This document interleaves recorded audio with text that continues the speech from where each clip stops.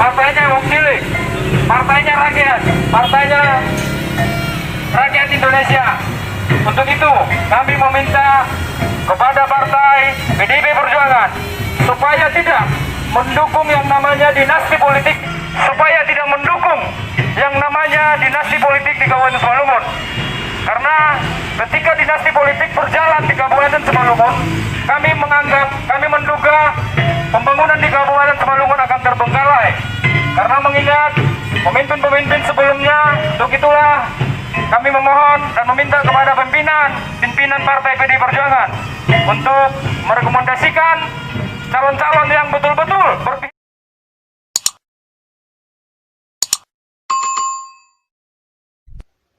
Ancaman demokrasi, mahasiswa Solo gelar aksi tolak politik dinasti.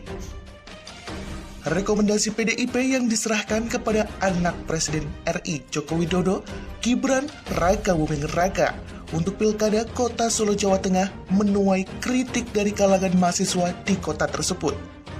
Mereka memandang dipilihnya Gibran sebagai bakal calon wali kota Solo itu sebagai ancaman bagi demokrasi, karena diduga memicu terbentuknya dinasti politik.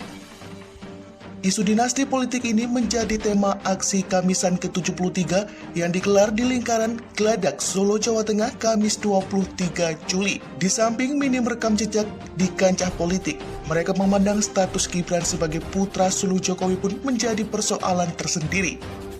Ini jelas menjadi ancaman bagi demokrasi tidak hanya di Solo, tetapi secara nasional juga, kata salah satu aktivis Kamisan, Laras, usai aksi yang diikuti sekitar 50 mahasiswa itu. Mereka menduga rekomendasi dari DPP PDIP untuk Gibran tak lepas dari campur tangan kekuasaan.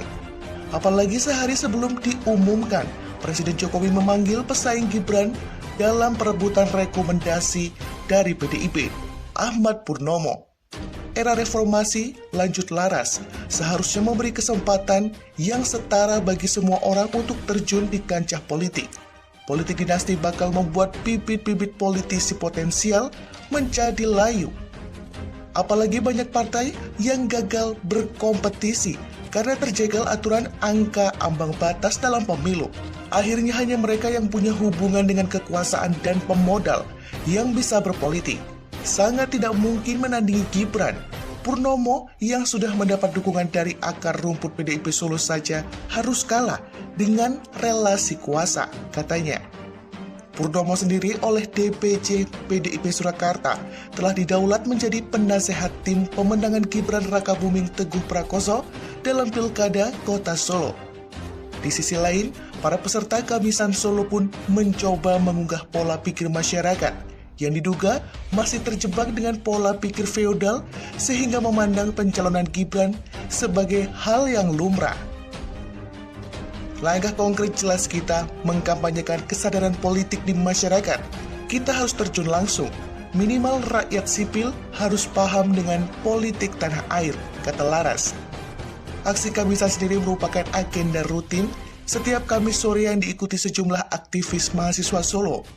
Umumnya, aksi tersebut mengangkat isu-isu lokal yang kurang mendapat perhatian publik. Laras menjelaskan tema politik dinasti dipilih untuk aksi kali ini karena mereka menilai pencalonan Gibran akan menjadi masalah ke depan. Sebelumnya, pada pengumuman gelombang kedua, DPP PDIP salah satunya mengusung putra sulung Jokowi, Gibran Raka Buming Raka, untuk maju dalam Pilkada Kota Solo sebagai bakal calon wali kota. Dalam Pilwakot nanti, Gibran dipasangkan dengan anggota DPRD Solo, Teguh Prakoso, diduga akan bersaing melawan kotak kosong. FX Rudi akui kecewa rekomendasi jatuh ke Gibran, seolah-olah tak ada harga diri lagi. Ketua Dewan Pimpinan Cabang DPC Partai Demokrasi Indonesia Perjuangan, PDIP Solo, FX Hari Rudiatmo, mengakui kecewa dengan turunnya rekomendasi pada Gibran Raka Buming Raka dan Teguh Prakoso. Pasalnya hasil yang keluar tidak sesuai dengan usulan nama yang diajukan oleh DPC PDIP Solo. Kalau ditanya kecewa atau tidak, ya kecewa. Kami kan sudah menjalankan aturan partai sesuai dengan PP nomor 24 tahun 2017. ucap Rudi saat ditemui di Balai Kota Solo Kamis 23 Juli. Sebagai informasi, Rudi telah mengajukan nama Ahmad Purnomo dan Teguh Prakoso untuk mendapatkan rekomendasi dari DPP PDIP sebagai calon wali kota dan wakil wali kota Solo. Namun ternyata rekomendasi dari partai berlambang kepala banteng ini turun untuk nama Gibran Raka Buming Raka dan Teguh Prakoso. Rudi merasa dirinya tidak mempunyai harga diri karena rekomendasi yang turun tidak sesuai dengan nama yang diajukan. Seolah-olah tidak ada harga dirinya. Sebab semua yang sudah kita rumuskan tidak ada nilainya, karena yang diberi rekomendasi adalah Gibran Teguh. Padahal yang kami usulkan Purnomo Teguh, ucapnya. Namun Rudi menekankan bahwa semua keputusan sudah menjadi hak prerogatif dari Ketua Umum PDIP, Megawati Soekarno Putri, sehingga apapun keputusan Ketua Umum kader partai wajib melaksanakan dan memenangkan. Semua keputusan ada di Ketua Umum melalui rapat DPP, ucapnya. Beda era Soeharto, rakyat sekarang diam saat Jokowi vulgar pertontonkan politik dinasti. Korupsi, kolusi, dan nepotisme menjadi salah satu alasan utama rakyat marah pada rezim Orde Baru yang dipimpin Soeharto. Presiden kedua RI itu menancapkan kroni-kroni dan kerabat dalam jabatan penting pemerintahan. Di satu sisi Soeharto memang dikenal otoriter dalam memimpin negeri. Alhasil gelombang amarah rakyat tidak dapat terbendung dan akhirnya menumbangkan Soeharto dalam reformasi 1998. Dulu kemarahan rakyat terhadap rezim Soeharto adalah KKN dan otoriter. Reformasi 1998 pun memaksa Soeharto mundur dan turun tahta. Urai Ketua Majelis Jaringan Aktivis Pro-Demokrasi, Iwan Sumule, yang berbincang dengan redaksi Jumat 24 Juli. Namun kondisi itu berbanding 180 derajat dengan hari ini. Rakyat cenderung diam melihat pola pemimpin.